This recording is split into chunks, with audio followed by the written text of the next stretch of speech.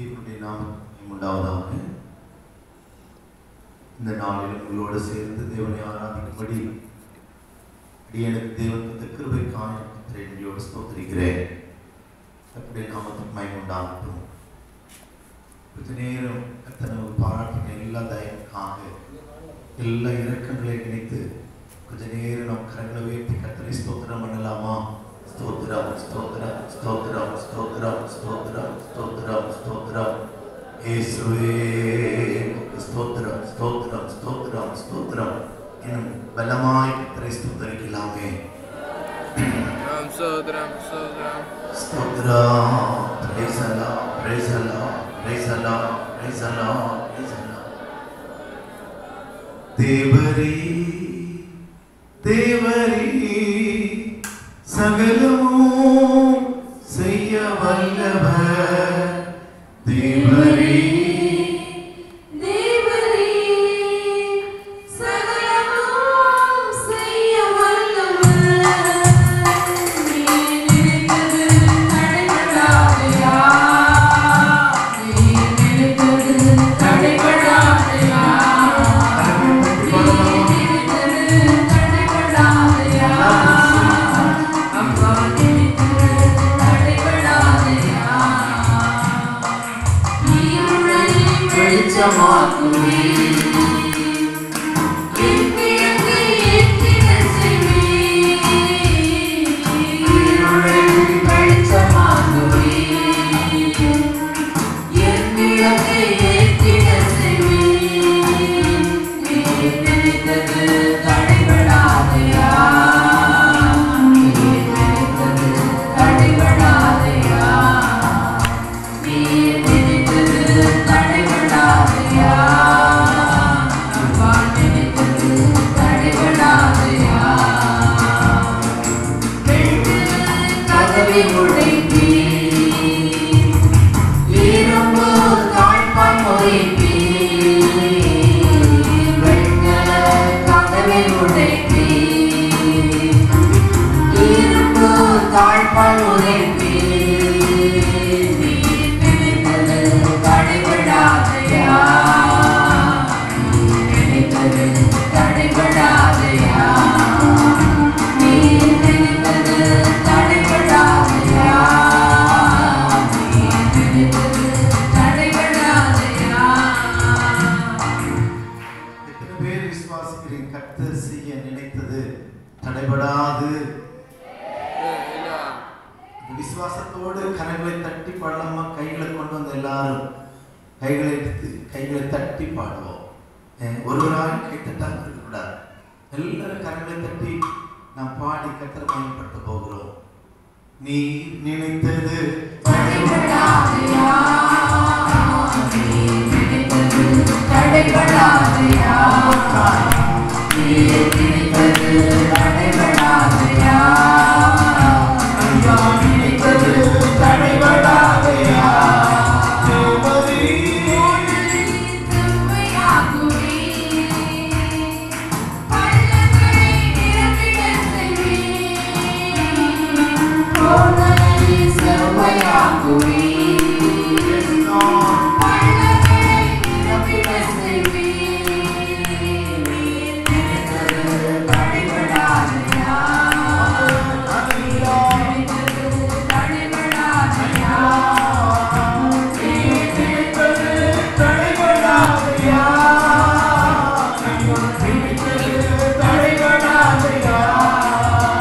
நீர் நினைத்தது தடைபடாதையா? நீர் நினைத்தது தடைபடாதையா? நீர் நினைத்தது தடைபடாதையா? நீர் நினைத்தது தடைபடாதையா? கர்த்தர் செய்ய நினைத்தது தடைபடாது. கர்த்தர் செய்ய நினைத்தது தடைபடாது. கரங்களை தட்டி கர்த்தரை மகிமைப்படுத்தலாமா? இன்றைக்கு அவர் நம்மை குறித்து என்ன செய்ய சித்தமிட்டிருக்கிறாரோ உங்களிலும் அவரிலும் தேவன் தம்முடைய திட்டத்தை நிறைவேற்றுவாராக.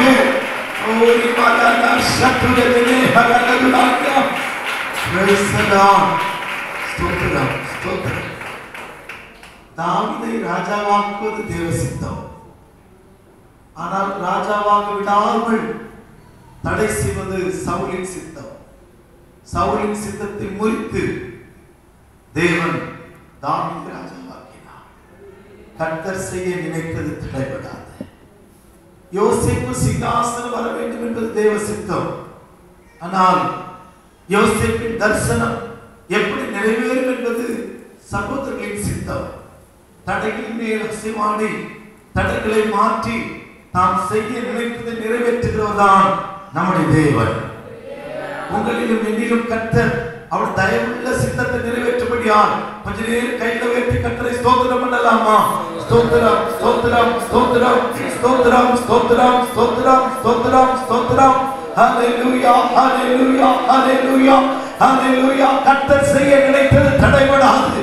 உன்னை குறித்து தேவன் என்ன சித்தம் வைத்திருக்கிறாரோ உன்னிலே செய்ய போகிற காரியத்திற்காக கர்த்தரை மகிமைப்படுத்துவாயாக. ஸ்தோத்திரம் ஸ்தோத்திரம் ஸ்தோத்திரம் ஸ்தோத்திரம். இன்றைக்கு நம்முடைய தியானத்திற்காக 2 Chronicles 2 நாளாகம புஸ்தகம் 16ஆம் அதிகாரம் 9வது வசனத்தை நமக்கு வாசிக்க கேட்கலாம். 2 தினவர்த்தாண்டம் 16:9.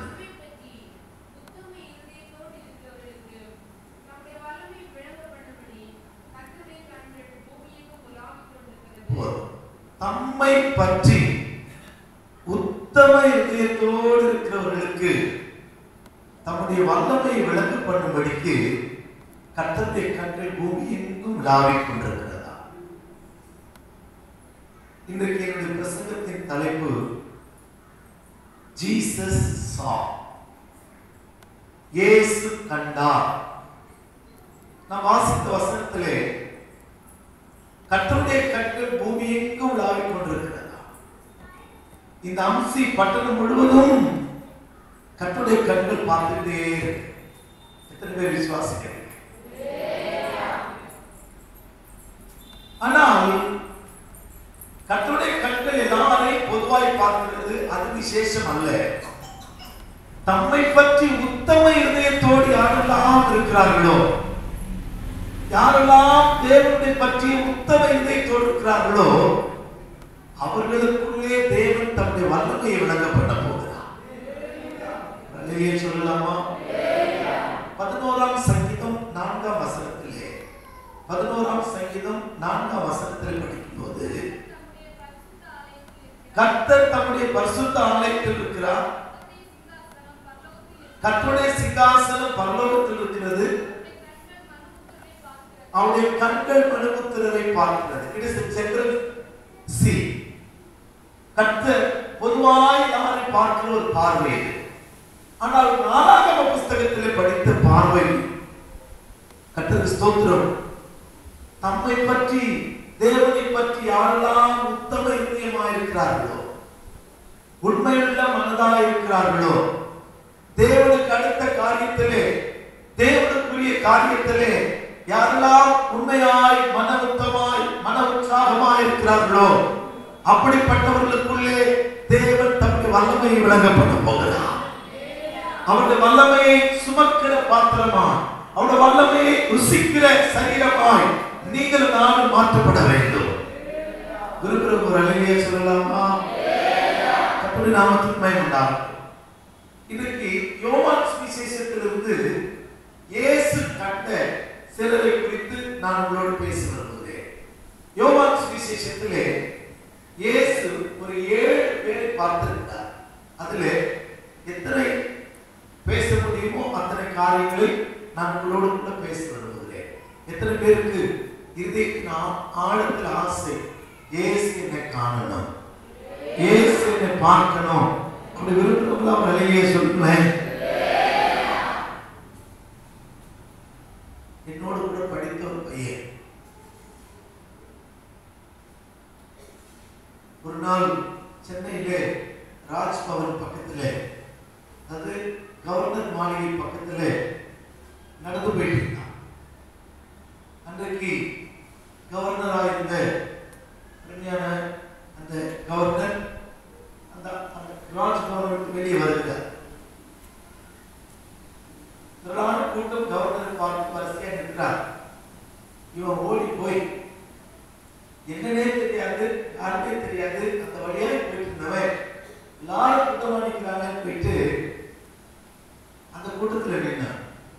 கவர்னர் எல்லாரும் கை அசைச்சு வரும்போது இந்த பையனை கூப்பிட்டார். ஸ்தோத்திரம். அவனுக்கு கை கொடுத்து அவனை பிளஸ் பண்ணாங்க. அடுத்த நாள் காலேஜுக்கு வந்துட்டு இந்த பையன் பயங்கர சந்தோஷம். நான் கவர்னர் பார்த்தேன், கவர்னர் என்னை பார்த்தார், கவர்னர் என்னை பார்த்தார். ஸ்தோத்திரம். இன்னொரு சமயம் ஒரு ஊழியத்தை முடித்துட்டு அந்த பாஸ்டர் ஒரு ஹோட்டல் கூட்டு போனேன் சென்னை. அப்போ நாங்க சாப்பிட்றதுக்காக போய் நின்றோம். ஒரு கார்ல ரஜினிகாந்த் உட்கார்ந்து இருக்கார். எங்களுக்கு சப்ளை பண்ண அந்த பையன் தான் ரஜினிகாந்துக்கும் போய் அவன் காஃபி எல்லாம் கேட்டா கொடுத்துட்டு இருந்தான். ரஜினிகாந்த் அவனுக்கு 20 ரூபாய் கொடுத்தார். ஒரு ஐடியா சொல்லுங்க. அவனுக்கு ரொம்ப சந்தோஷம். நான் ரஜினிகாந்த் பார்த்தேன், ரஜினிகாந்த் என்னை பார்த்தார், எனக்கு அவர் 20 ரூபாய் கொடுத்தார். உலகத்துல சாதாரண மனுஷர்கள் கொஞ்சம் பார்த்துட்டாலே அந்த ஆட்களை கையில் பிடிக்க முடியல. ரஜினியே சொல்றது ஸ்தோத்திரம். எனக்கு ஒரு சந்தர்ப்பம் நேரிட்டது. சென்னை செக்ரட்டரியேட்ல ஸ்தோத்திரம் ஐஏஎஸ் அதிகாரியாய் என்ற விசுவாசத்தை சகோதரி இருக்கிறாங்க. Innocent Divya IAS IPS IFS. இந்த அவங்களோட சொந்த சகோதரி எனக்கு விசுவாசம். அவங்க சொன்னாங்க, பாஸ்டர் ஏதாயிலும் குளிக்கல பிரச்சனை என்ன தமிழ்நாட்டில், என் தங்கச்சி தான் ஐஏஎஸ் இருக்கா, நீங்க பார்க்கலாம். என் நம்பர் அவங்களுக்கு தந்து ஒரு நாள் எனக்கு ஃபோன் பண்ண, பாஸ்டர் நீங்க சென்னைக்கு வந்தீங்கன்னா என்னை வந்து பாருங்க அப்படின்னா. நான் ஒரு நாள் சென்னைக்கு போயிருந்தா அந்த சமயத்தில் அவங்களோட ஃபோன் வந்தது. பாஸ்டர் நீங்க கொஞ்சம் ஃப்ரீயா இருக்கிறேன், நீங்க வந்து எனக்கு கொஞ்சம் ஒன்றும் இருக்கும், செக்ரட்டரி ஆஃபீஸ் பாருங்களான்னு கேட்டாங்க. நானும் போனேன். நான் போற நேரம் பார்த்து அவங்க சிஎம் பக்கத்தில் போயிருக்காங்க. நான் அவங்களுக்கு ஃபோன் பண்ணேன். அவங்க சொன்னாங்க, நான் சிஎம் ஓடுறேன், சிஎம் பார்க்கணும்னா என் ஹஸ்பண்ட் அனுப்புறேன், நீங்க நேரம் வந்துருங்க பாஸ்டர் சிஎம் ரூம். இது சாதாரண காரியமா அப்படின்னு ஒரு யோசனை. ஏன்னா உள்ள போன பிறகு தெரியுது, தரவீட்டு கட்டின எல்லாரும் கேபிட்டேரியால தான் இருக்காங்க, காப்பி கடையில தான் சுத்தி சுத்தி வராங்க. செக்ரட்டரியேட்ல ஒருத்தர் உள்ள போக முடியாது. உள்ள போன பிறகுதான் தெரியுது. போலீஸ் இன்ஸ்பெக்டர் ஒருத்தர் அனௌன்ஸ் பண்ணார், பாஸ்டர் பால் அடிக்கலாம் ஃப்ரம் மும்பை, பாஸ்டர் பால் அடிக்கலாம் ஃப்ரம் மும்பை. திடீர்னு நம்ம சத்தம் ஒலிபெருக்கில கேட்குதுன்னு அந்த இன்ஸ்பெக்டர்கிட்ட போனேன். அப்பா அம்மா அப்பாயின்மெண்ட் என்னன்னே தெரியுது. எஸ் எனக்கு பயங்கர பாதுகாப்போடு கூட போயிட்டு கூட இன்னொரு விசுவாசி வந்து கூப்பிட்டு போனேன். கையில் ஒரு பேக் வச்சிருந்தேன். இதை அலோவ் பண்ண மாட்டேங்க, பேக் நாட் அலோவ் இல்லையா, டாக்குமெண்ட்ஸ் தான் இருக்கு, இந்த அம்மாட்ட காமிக்கணும் அப்படின்ட்டார். சரின்னு உள்ள போனா முதல் காவல் ஒரு சல்யூட், இரண்டாவது காவலை தாண்ட இன்னொரு சல்யூட், 7 காவலை தாண்டி போன பிறகு இந்த பிரதர் பிரச்சனை கையில பேக் வச்சிருக்கிறார். 7ஆம் காவலை நிப்பாட்டிட்டார். அங்க யாரு இருக்காருன்னா அப்போ கமிஷனர் ஜார்ஜ், அவர் எனக்கு சல்யூட் அடிக்கிறார். நான் பார்த்தேன், இந்த கழுதைக்கும் இவ்வளவு பெரிய மகிமையா. அதுக்குள்ள போன ஒரு கலெக்டர் உட்காந்துட்டு இருக்காரு. சார் எப்படி நீங்க வந்தீங்க? ஐஏஎஸ் இன்னோசன்ட் திவ்யாவுடைய பாஸ்டர் நான் அப்படின்னு. அவங்கள பார்க்கணும், அம்மாட்ட இருக்காங்களே. இல்லை நான் பார்க்கணும். நான் பேசிட்டு அவங்க வந்துட்டாங்க. நேராக போய் ஒரு நிமிஷம் தான் நான் போனேன். அந்த சகோதரி இஸ் மை பாஸ்டர் அப்படின்னா. அந்த அம்மா எப்படி நின்று 2 கை கூப்பினாங்க. நான் பிரைஸ் லார்ட் சொன்னேன். எனி அப்ளிகேஷன்ஸ் அப்படின்னாங்க. நத்திங் அப்படின்னு. ஏதாவது தேவைன்னா உங்களுக்கு செஞ்சு கொடுங்க அப்படின்ட்டாங்க. ஒன்றும் தேவை கிடையாது. நான் பார்த்துட்டு வந்துட்டேன். என் கூட வந்தவருக்கு ரொம்ப துக்கமாயிட்டு. இவ்வளவு கிட்ட போய் அடுத்த ஸ்டெப்ல பார்க்கணும், அவரால் பார்க்க முடியல. ரொம்ப துக்கத்தோடு வந்துட்டார். நான் சொன்னேன், அவங்க பார்த்து எனக்கு ஒன்றும் ஆனதில்லை, இயேசு பார்த்தா மட்டும்தான் எனக்கு எல்லாம் ஆகும். துக்கமா சொல்றீங்களே, மனுஷன் பார்த்து என்ன செய்யப்படுறதில்லை, சொல்ல மாட்டேங்கிறீங்க, ஒன்னாக போறதில்லை. தெய்வம் நம்ம கண்ணோக்கினால் மாத்திரம்தான் நமக்கு எல்லாம் ஆகும். இன்னொரு முறை கூட சொல்றேன். இன்னொரு சந்தர்ப்பத்துல நான் பஹ்ரைன் ஊழியம் செஞ்சிருந்தேன். கொஞ்சம் வளைகுடா நாடுகளில் நான் ஊழியம் செஞ்சிருந்தேன். ஒரு கூட்டம் முடிச்சுட்டு ஒரு பிரதர் ஒரு ஹோட்டல் கூட்டு போனார், ஸ்டார் ஹோட்டல். அந்த ஸ்டார் ஹோட்டலில் எனக்கு ஆப்போசிட் டேபிளில் ஒருத்தர் உட்கார்ந்துருக்கான். வளைகுடா நாட்டில் இருக்கிறவங்களுக்கு தெரியும், மற்ற எல்லாரும் கார்லையும் 5 நம்பர் இருக்கும், 6 நம்பர் இருக்கும். ஆனால் ராஜாவுக்கு பரம்பரையில் இருக்கிறவங்களுக்கு ராஜாவுடைய காருக்கு ஒருத்த நம்பர் தான் இருக்கும். ராஜாவுடைய குமாரர்கள் ஆனால் 2 டிஜிட் 3 டிஜிட் இருக்கும். இது என்னப்பா ஒரு காரு 3 நம்பர்ல இருக்கு அப்படின்னு பார்த்துட்டு இப்போ எனக்கு அப்போ விஷயம் தெரியாது. அப்போ ஒருத்தர் சொல்றார், ராஜாவுடைய பிள்ளைகளா இருந்தால் அவங்களுக்கு 3 நம்பர்ல கார் இருக்கும். யாரோ ராஜாவுடைய பையன் வந்து உட்கார்ந்துருக்கிறார். நான் போய் உட்காந்துட்டு ஒரு ஸ்டார்ட் பண்ணேன்.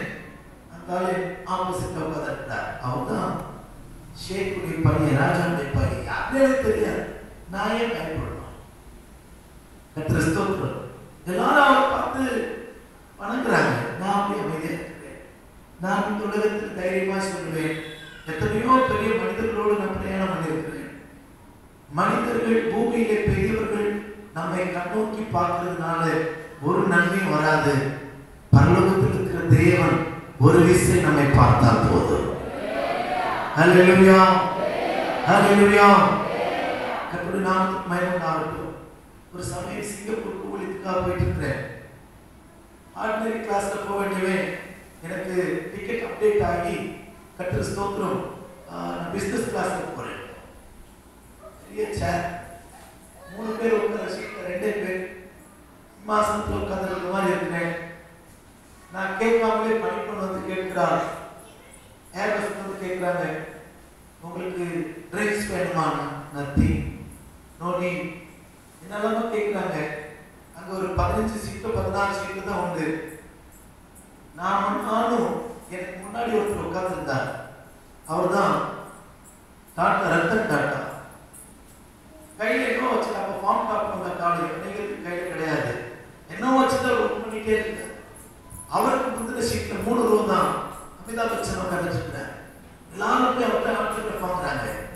அமிதாப் பச்சனை போய் பார்க்காத 2 பேர் யாருன்னா பால் எடுக்கணும் ரத்தன் டாட்டாவும் தான். கர்த்தர் ஸ்தோத்திரம். எல்லாரும் போய் பார்க்குறாங்க. எனக்கு முதல்ல புரியல யாருன்னு. பக்கத்தில் என்னை கடந்து ஒருத்தர் போனவர் சொல்றார், அமிதா அமிதா. அவன் மனுஷன் தாயா, மனுஷன் தான். பட்ச தெய்வம் நம்மை நோக்கினா, தெய்வம் நம்மை கண்ணோக்கினா அநேக ஆசீர்வாதங்கள் கிடைக்குமா? யாரை கர்த்தர் கண்ணோக்கி பார்ப்பார்? அதான் பிரசங்கத்தின் தலைப்பு ஜீசஸ். யாரை கர்த்தர் கண்ணோக்கி பார்ப்பார்? இந்த பிரசங்கத்தை கேட்கிற வேளையிலே நம்ம ஒப்புக்கொடுப்போம். நானும் இயேசு என்னை காண்கிற ஜீவியம் நான் செய்ய வேண்டும். இயேசு என்னை காண்கிற ஜீவியம் நான் செய்ய வேண்டும். இயேசு என்னை பார்த்தால் போதும், அவருடைய வல்லமையை எனக்குள்ளே அவர் விளங்க பண்ணுவார். நம்பர் 1, இயேசு முதல் சந்தித்த ஒரு நபரை பேச விரும்புகிறேன். John the Gospel chapter 1 verse 47 to 50. யோவான் சுவிசேஷம் 1ஆம் அதிகாரம் 47 முதல் 50 வரைக்குள்ள வசனங்களை வாசிக்கிறேன். இயேசு நாத்தான்வேலை தம்மிடத்தில் வர கண்டு அவனை குறித்து, இதோ கவலையற்ற உத்தம இஸ்ரவேலன் என்றார். அதற்கு நாத்தான்வேல், நீர் என்னை எப்படி அறிவீர் என்றான். இயேசு அவனை நோக்கி, பிலிப்பு உன்னை அழைக்கிறதற்கு முன்னே நீ அத்திமரத்தின் கீழ் இருக்கும்போது உன்னை கண்டேன் என்றார். அதற்கு நாத்தான்வேல், ரபி, நீர் தேவனுடைய குமாரன், நீர் இஸ்ரவேலின் ராஜா என்றான். இயேசு அவனுக்கு பிரதியுத்தரமாக, அத்திமரத்தின் கீழே உன்னை கண்டேன் என்று சொன்னதினாலா விசுவாசிக்கிறார். இதிலும் பெரிதானவைகளை காண்பார். இந்த சம்பவம் எல்லாருக்கும் தெரியும். பிலிப்பு நாத்தான்வேலிடத்தில் போய் பேசுகிறார். நியாயப்பிரமாணமும் தீர்க்கதரிசனமும் சொல்லுகிற மேசியாவை நாங்கள் கண்டோம். உடனே நாத்தான்வேல் கேட்கிறார், நாசரேத்திலிருந்து நன்மை உண்டாகுமோ? நாசரேத்திலிருந்து ஒரு தீர்க்கதரிசி எழுதுவதில்லையே. இந்த பிலிப்புக்கு இயேசுவை குறித்து சொல்வதற்கு தெரியல, சுவிசேஷம் சொல்ல தெரியல. அடுத்த வார்த்தை சொல்லுகிறான், come and see, வந்து வா, நீ வந்து வா. இந்த பிலிப்பின் வார்த்தையை கேட்டு இந்த நாத்தான்வேல் இயேசுவை காண வரும்போது, கிட்ட வரும்போது இயேசு அவனை பார்த்து சொல்கிறான், கபடற்ற உத்தம இஸ்ரவேலனே, கபடற்ற உத்தம இஸ்ரவேலனே அப்படின்னு சொல்றார். அப்படி சொன்ன மாத்திரத்துல நாத்தான்வேல் கேட்கிறான், how you know about me Lord? என்னை பற்றி உமக்கு எப்படி தெரியும்? இயேசு அவனை பார்த்து சொல்கிறார், பிலிப்பு உன்னை அழைக்கிறதற்கு முன்னமே, before call Philip, when you under the fig tree I saw you. நீ பிலிப்பு உன்னை அழைக்கிறதற்கு முன்னமே அத்தி மரத்தின் கீழ் இருக்கும் போது நான் உன்னை கண்டேன். ரலிலே சொல்லுங்களேன். அப்போ நாத்தான்வேலை இயேசு எப்போ கண்டார்? சும்மா நீ போய் சொல்லுங்க, எப்போ பார்த்தார்? அப்போ ரைட்டோ தைரியமா சொல்லுங்களேன். அத்தி மரத்தின் கீழ் இருக்கும்போது எப்போ பார்த்தாரு? தைரியமா சொல்லுங்களேன். கரெக்ட். அப்ப இயேசுநாதர் உங்களை என்னையும் பார்க்கணும்னா உங்களுக்கு எனக்கும் இந்த அத்தி மரத்தின் கீழ் உட்கார்ந்திருக்கிற அனுபவம் தேவை. என்ன அனுபவம் வேணுமோ? அத்தி மரத்தின் அனுபவம் தேவை. இந்த அத்தி மரம் ஏன் நாத்தான்வேல் அத்தி மரத்தின் கீழ் உட்கார்ந்தா? கர்த்தருடைய நாமத்துக்கு மகிமை உண்டாகட்டும். The Jews background says, யூதருடைய பின்னணி, கலாச்சார பின்னணி விதமாய் சொல்லுகிறது. வேத புத்தகத்திலே இயேசு சொன்ன எல்லா சம்பவங்களும் யூத கலாச்சாரத்தை பின்பற்றினது. யூதர்களுக்கு ஒரு பழக்கம் என்னன்னா, நமக்கு வேத புத்தகம் இருக்கிற மாதிரி அவங்களுக்கு தோரா, பென்டெக்கன், தோரா 5 ஆகமங்கள் கொண்ட புத்தகம். ஆதியாகமும், யாத்திராகமும், லேவியராகமும், என்னாகமும், உபாகமம். இதற்கு எபிரேய பாஷையிலே தோரா, இந்த 5 புத்தகங்கள் சேர்ந்து இந்த புத்தகத்துக்கு தோரான்னு சொல்லுவாங்க. ஒவ்வொரு யூதனும் 12 வயசு நிரம்புறதுக்குள்ள, நல்ல கவனிங்க, 12 வயது நிரம்புறதுக்குள்ள இந்த 5 ஆகமத்தையும் படித்து அங்கே இருக்கிற ஆசாரியத்துல போய் அவன் ஒப்புவிக்க. இந்த ஆசாரியன் கேள்விகள் கேட்பான். அவங்க அதை பாஸ் பண்ணிட்டா இந்த தோராவை படித்த யூதனுக்கு ஒரு ஆசாரியன் ஒரு ஸ்கார்ப் கொடுப்பான். இந்த ஸ்கார்ப்புக்கு பேர் என்னன்னா தௌபே. தௌபே 12 வயசுக்கு மேல அவங்க வீட்டை விட்டு வெளியே போகும்போது அந்த ஸ்கார்ப் மேல கட்டிட்டு தான் யூதர்கள் எல்லாம் வீட்டை விட்டு வெளியே போவாங்க. கர்த்தருக்கு ஸ்தோத்திரம். இந்த ஸ்கார்ப்பை கட்டிட்டா என்ன அர்த்தம் சொன்னா, இவனுக்கு யூத சட்டங்கள் தெரியும், இவன் தோராவை படித்து முடித்தவன், இவனுக்கு தேசத்தினுடைய சட்ட திட்டங்கள் தெரியும் அப்படின்னு அர்த்தம். இப்போ 18 வயசுக்கு மேல உள்ளவங்களுக்கு தான் டிரைவிங் லைசன்ஸ் தராங்க. ஒரு 13 வயசு பையனுக்கு எனக்கு டிரைவ் பண்ண தெரியும் சொல்லிட்டு பைக் எடுத்துட்டு போலாமா? பேச மாட்டேங்கிறீங்களே, போகக்கூடாது. அப்போ அவனுக்கு போலீஸ்காரன் பிடிச்சா லைசன்ஸ் எங்கன்னு கேட்பாங்க. லைசன்ஸ் இல்லைன்னா இவன் சட்டத்தை மீறினவன். ஆனால் இந்த ஸ்கார்ப்பை கட்டிட்டு போனாலே இவன் யூத பிரமாணங்களை கற்றுக்கொண்டவன். கர்த்தருக்கு ஸ்தோத்திரம். இந்த ஸ்கார்ப் இன்னொரு சத்தியம் இருக்கு. இப்பதான் நம்ம வீட்டுல 4 போன் இருக்கு. ஒரு ஆளும் ஒரு போன் வச்சிருக்கோம். இன்னும் சிலர் 2-3 வச்சிருக்காங்க. பரவாயில்ல, கர்த்தருக்கு ஸ்தோத்திரம். அந்த நாட்கள்ல போன் வசதி இல்லாததுனால ஒரு கல்யாணமான ஒரு யூதர் ஒருவேளை வியாபாரத்துக்கோ இல்லாவிட்டால் வெளி தேசத்துக்கு போகும்போது தன் மனைவியிடத்தில் பேச முடியாவிட்டால் இல்லாவிட்டால் அவங்க ஒருவேளை தூரமா போயிருந்தான், இந்த ஸ்கார்ப்பை மடிச்சு அவனுடைய சாப்பாட்டு மேஜை மேல வச்சுட்டு, டைனிங் டேபிள் மேல வச்சுட்டு அவன் போயிருக்கான். அதை அந்த ஸ்கார்ப் மடித்து இந்த தௌபே, கர்த்தருக்கு ஸ்தோத்திரம், இந்த தௌபே மடிக்கப்பட்டிருந்தா அந்த மனைவி பார்த்து சந்தோஷப்படுவான். என்னன்னா, என்னுடைய புருஷன் தூர தேசம் போயிருக்கிறார், சீக்கிரம் வந்துடுவான். ரலியே சொல்லுங்க. இப்போ இப்போ ஒரு கேள்வி. இயேசு கிறிஸ்துவின் கல்லறையிலே ஒருத்தன் போய் பார்த்தான். அவரை சுற்றி இருந்த சீலைகள், தன் உடலை சுற்றி இருந்த சீலைகள் ஒரு பக்கமும், அவருடைய தலையை சுற்றி இருந்த சீலை மடித்து ஒரு பக்கம் வச்சிருந்ததா. அதை கண்டு அந்த சீசன் என்ன செய்தானா? ஆச்சரியப்பட்டான். அவன் ஆச்சரியப்பட்டான். ஏன் தெரியுமா? இவர் இப்பொழுது தூர தேசம் போயிருக்கிறார், சீக்கிரம் வருவா. சத்தமா சொல்லுங்களேன். மரித்தோரிலிருந்து எழுந்த இயேசு எங்க போயிருக்கிறார்? சத்தமா சொல்லுங்களேன். ஏன்னா அவருடைய தலை சீலை என்ன செய்யப்பட்டது? தலையை சுற்றி இந்த சீலை என்ன செய்யப்பட்டதா? மடித்து தனியே வைக்கப்பட்டிருந்தது. அந்த வசனம் எடுத்துட்டீங்கன்னா வாசிக்கலாம், யாராவது எடுத்தீங்கன்னா சீக்கிரம் வாசிக்கலாம். சுவிசேஷத்துல அவரை தலையை சுற்றி வைத்திருந்த சீலை தனியே இருந்ததை கண்டான். லூக்கா சுவிசேஷமா இல்லையா?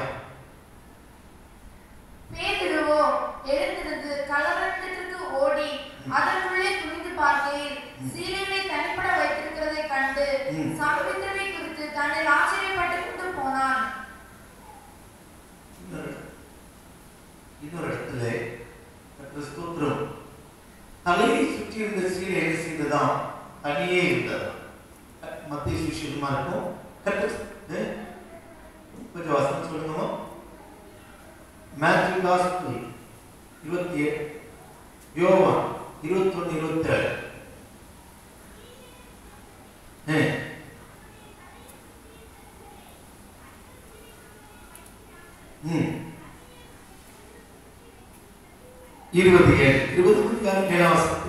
சீலைகள் கிடக்கிறதையும் அவருடைய தலையை சுற்றியிருந்த சீலை மற்ற சீலுடனே வைத்திராமல் தனியே ஒரு இடத்தில் சுருட்டி வைத்திருப்பதை கண்டான்.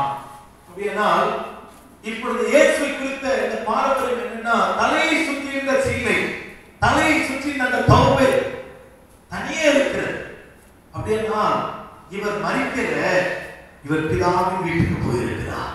அதனால்தான் மரியாதை சொன்னார், என்னை தொடாதே, நான் பிதாவிடத்தில் இன்னும் ஏறி போகவில்லை. கர்த்தருக்கு ஸ்தோத்திரம். அப்படியானால் இந்த சீலைக்கே இத்தனை சத்தியம் இருக்குமானால் ஒவ்வொரு முறையும் யூதர்கள் வேதத்தை வாசிக்கிறதற்கு வீட்டில் இருந்து வாசிக்க கூடாது, அத்தி மரத்திற்கு இருந்து வாசிப்பார். நல்லையா சொல்லுங்க.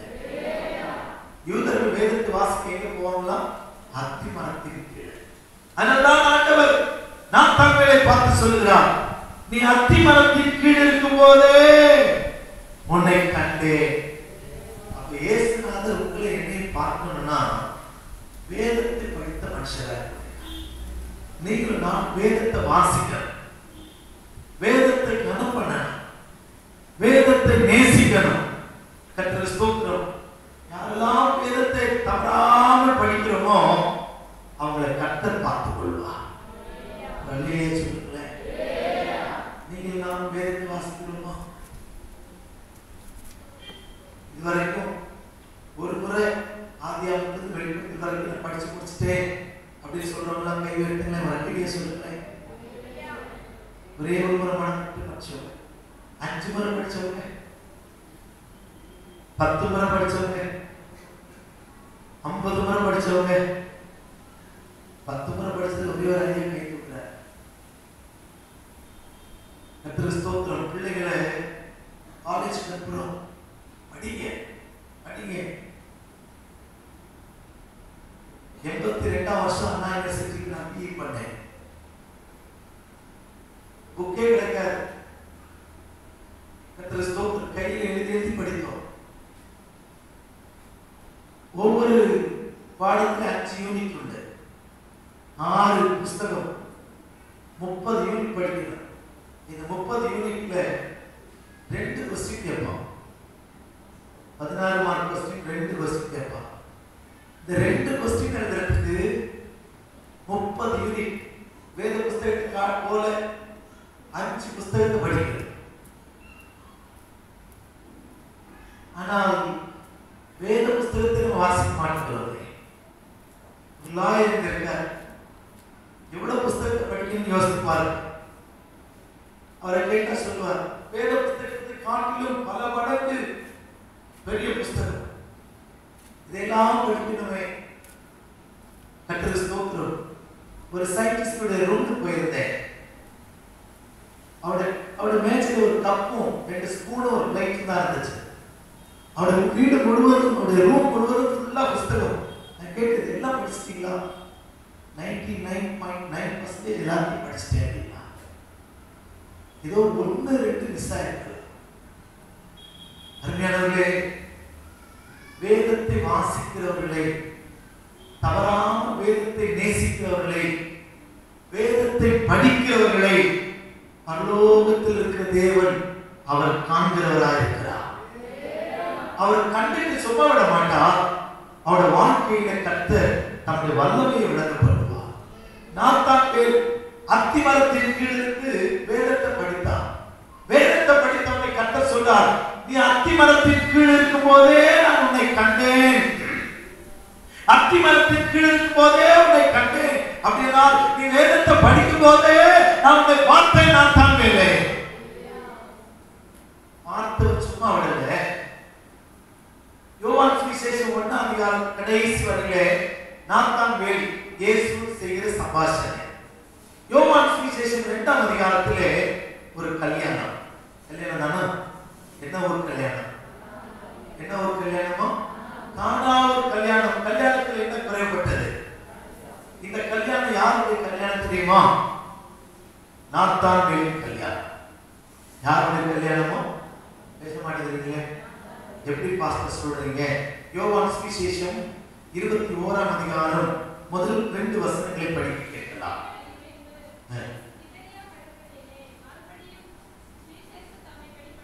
இயேசு திபேரியா கடற்கரையிலே சீஷர்களுக்கு தம்மை வெளிப்படுத்தினார். வெளிப்படுத்தின விவரமாவது, சீமோன் பேதுருவும் திதிமோ எனப்பட்ட தோமாவும் கலிலேயா நாட்டிலுள்ள கானா ஊரானாகிய நாத்தான் போதும். உயிர்த்தெழுந்த இயேசு அநேகருக்கு தரிசனமானார். அந்த தரிசனம் யாருக்கெல்லாம் கர்த்தர் அப்பியர் ஆனார் அப்படின்னு ஒரு பட்டியல் போடப்பட்டிருக்கிறது. அந்த பட்டியல்ல கலிலேயா ஊரானாகிய நாத்தான் அங்க இருக்கிறார். நாத்தான் கானா ஊரை சேர்ந்தவன். ஆனவர்கள்தான் வேத பண்டிதர்கள் தீர்க்கமாய் சொல்றாங்க, இந்த நாத்தான்களுடைய கல்யாணம் தான் யோவான் சுவிசேஷம் 2ஆம் அதிகாரத்திலே நடந்த கல்யாணம். இந்த கல்யாணத்திலே திராட்சரசம் குறையப்பட்டது. இந்த கல்யாணத்துக்கு இன்விடேஷன் இயேசுவுக்கு கொடுத்திருந்தான். இயேசுவும் அவருடைய சீஷர்கள் கல்யாணத்துக்கு வந்தாங்க.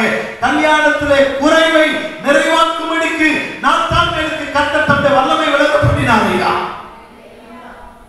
ஏன்னா வேதத்தை வாசித்தே இருக்கும். சொல்றாங்க, பைபிள் படிச்சா புரிய மாட்டேங்குது பாஸ்டர். 2 அதிகாரம் படிக்கிறதுக்குள்ள அப்படியே தூக்கம் வந்தது பாஸ்டர்.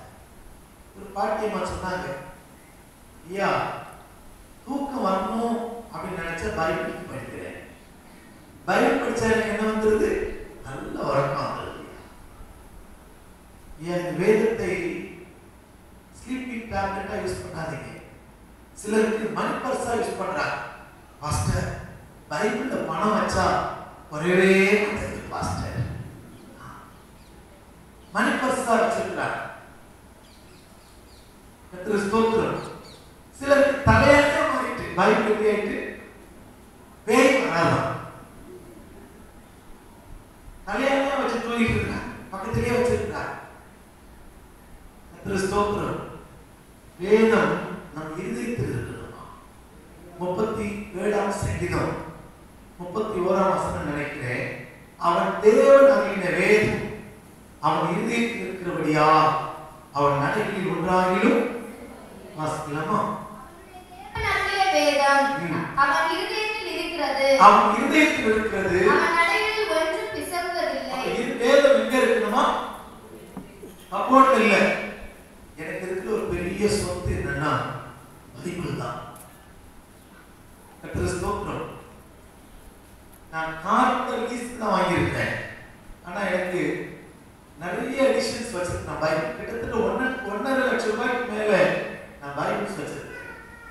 எனக்கு டேபிள் கார்டு படிக்க என் கட்டில் முழுவதும் ஸ்ப்ரெட் பண்ணி ஆம்பிளிஃபை, இன்டர்நேஷனல் வெர்ஷன், KJV ஸ்தோத்திரம். அமெரிக்கன் ஸ்டாண்டர்ட் வெர்ஷன், இன்னும் நிறைய வெர்ஷன்ஸ் இருக்கு. இதை எல்லாத்தையும் படிப்பேன். தேவனுடைய பெரிய கிருபை. ஃபுல் ஸ்டாப் அம்மா பைபிள் எங்க இருக்கு கூட கர்த்தர் அறிந்து கொள்ள எனக்கு உதவி செய்திருக்கிறார். தாழ்மையா சொல்றேன், பெருமையா சொல்றேன், கர்த்தர் மாட்டிக்கிறேன். வேதம் தான் இந்த சொத்து. ஒவ்வொரு வருஷமும் பைபிள் வாங்கும்போது எப்பயும் கேட்பான், வாங்கி சேர்த்துட்டே இருக்கு. யாருக்கு? நான் உங்களுக்கு வச்சுட்டு போற பெரிய ஆஸ்தியே இதுதான். ஆனா ஊழியத்துக்கு வாங்க சொல்லி எப்படி நான் கூப்பிடல. ஒருவன் அவனை போல் அழைக்கப்பட்டவருடைய கனமான ஊழியத்துக்கு நானா ஏற்பட முடியாது. அதனால நீ ஊழியத்துக்கு வா என் மகனே கூப்பிடல. எனக்கு ஒரு விசுவாசம் இருக்கு, கர்த்தர் அவனை நிச்சயம் ஊழியத்துக்கு அழைப்பார். அவன் அழைப்பு பெற்று ஊழியத்துக்கு வருவான். அப்போ ரொம்ப சந்தோஷப்படுவான். எங்க அப்பா ஒரு அபார்ட்மெண்ட்ஸ் வாங்கி தராம, நல்ல ஒரு ஆணுக்கார் வாங்கி வைக்காம, நல்ல வீடை கட்டி வைக்காம, இவ்வளோ பெரிய ட்ரெஷர்ஸ், இவ்வளோ பெரிய சொத்தை எனக்கு வச்சுட்டு போயிருக்கிறாருன்னு அவன் ரொம்ப சந்தோஷப்படுவான். கர்த்தர் ஸ்தோத்திரம். எனக்கு அருமையானவர்களே, இவ்வளவு வேதத்தை நான் வைத்திருக்கிறேன். கர்த்தர் ஸ்தோத்திரம். அருமையானவர்களே, வேதத்தை படிப்போம், வசனத்தை இருதயத்தில் நிறுத்துவோம். கபோர்ட்ல வச்சிருக்கிறது போதாது, சோகேஸ்ல வச்சிருக்கிறது போதாது. You must read the Bible. God will see. நீ வேதத்தை வாசித்துக் கொண்டே இரு, வேதத்தை படித்து பார். தேவன் உன்னை பார்ப்பார், தேவன் உன்னை காண்பார். உன் வாழ்க்கையை கர்த்தர் அற்புதம் செய்வார். இந்த அற்புதத்தை கண்டு நாத்தான்வேல் ஊழியத்துக்கு வந்துட்டான். இந்த நாத்தான்வேலுக்கு இன்னொரு பெயர் தான் பர்தலேமியு. என்ன பேரு? சத்தமா சொல்லுங்க. சீசருடைய பெயர்ல, சீசருடைய அட்டவணையில வரக்கூடிய பர்தலேமியு. எனக்கு அருமையானவர்களே, இந்த வாழ்க்கையில கர்த்தர் தம்முடைய வல்லமை விளங்க பண்ணணுமா? வேதத்தை நேசியுங்கள், வேதத்தை இருதயத்தில் வையுங்கள். 51ஆம் அதிகாரம் ஏசாயா தீர்க்கதரிசியின் புத்தகம் 51ஆம் அதிகாரம் 7ஆம் வசனம் சொல்கிறது, நீதியை அறிந்தவர்களே வேதத்தை இருதயத்தில், வேதத்தை எங்க படிச்சிருக்காங்களா? வாசிங்க. நீதியை அறிந்தவர்களே, நீதியை அறிந்தவர்களே, வேதத்தை இருதயத்தில் பதித்திருக்கிற ஜனங்களே. ஏசாயா 51:7. கர்த்தர் ஸ்தோத்திரம். நீதியை அறிந்தவர்களே, வேதத்தை இருதயத்தில் பதித்தவர்களே. அப்ப நம்ம இருதயம் முழுசு என்னவா இருக்கணும்? சொல்ல மாட்டீங்களே, பைபிள் வசனம் நிரம்பி இருக்கணும். நீதியை அறிந்தவர்களே, வேதத்தை இதயத்தில் பதித்திருக்கிற ஜனங்களே. வேதத்தை இதயத்தில் பதித்திருந்தா கர்த்தர் ஸ்தோத்திரம், தேவன் நம்மை கால்களை தள்ளாட விட மாட்டார். நம்முடைய நடுவில் பிசகாது. 119ஆம் சங்கீதம் 165ஆம் வசனத்திலே வேதத்தை நேசிக்கிறவர்களுக்கோ மிகுந்த சமாதானமா, மிகுந்த சமாதானமா. கர்த்தர் நாமத்துக்கு மகிமை உண்டாகட்டும். உனக்கு சமாதானம் பெருகும்படிக்கு ஏசாயா தீர்க்கதரிசி சொல்கிறான், என் கற்பனை கவனித்தாயானால் நலமாயிருக்கும், உன் சமாதான நதியை போல ஓடும், உன்னுடைய சமாதான நதியை போல ஒழுகுமா. அப்படிப்பட்ட சமாதானம் செய்ய வேண்டுமானால் வேதத்தை படிக்க. சில சொல்ற புரியலையே, புரியாவிட்டாலும் கவலைப்படாதீங்க, வேதத்தை படிச்சுட்டே இருக்க. ஒரு வருஷத்துக்கு ஒரு முறையாயிலும் வேதத்தை படிக்க. கர்த்தர் ஸ்தோத்திரம். வேதத்தை நன்றாய் படிங்க. பிலிப்பு அந்த சேரியட்ல போய் சேர்ந்திருக்கார். கந்தாக்க தேசத்து மந்திரி ரதத்தில் போய் கொண்டிருக்கிறார். ஆவியானவர் ரதத்தில் கொண்டு போய் அவனை சேர்த்தார். கந்தாக்க தேசத்து மந்திரி ஏசாயா ஆகமத்தை படிச்சிட்டு இருக்கிறார். பிலிப்பு கேட்கிறார், இந்த வாசிக்கிறது உங்களுக்கு புரிகிறதா?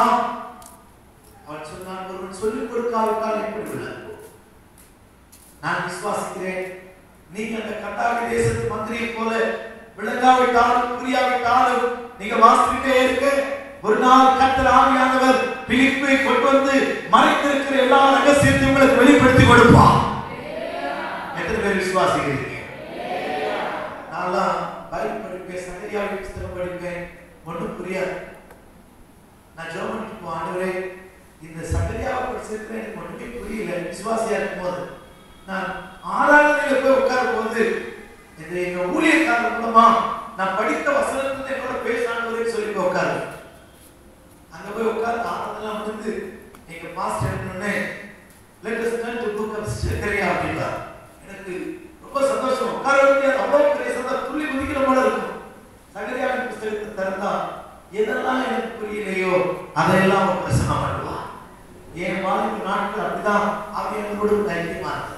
நான் சொல்லுகிறேன், உங்களுடைய ஆவியும் உங்களை நடத்துகிற ஊழியக்காரனுடைய ஆவியும் ஒரே ஆவியா இருக்கும்னா நீங்க படிச்சுட்டு வர்றது இந்த ஊழியக்காரனை கர்த்தர் வாய் திறந்து பேச வைப்பார்.